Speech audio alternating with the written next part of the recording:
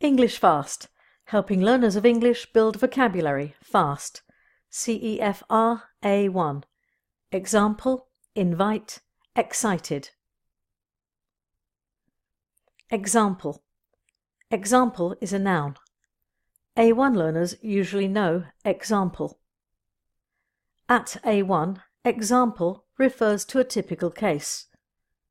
Here are some examples. I like fruit, for example. Apples and pears, but not bananas. She gave the example of how trees lose their leaves in autumn. In this example, there are more cats than in the other picture. Invite. Invite is a verb. A1 learners usually know invite.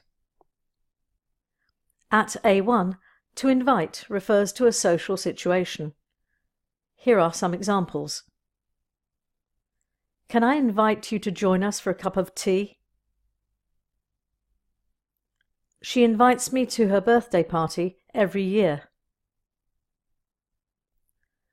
They invited her to stay with them in the summer holidays.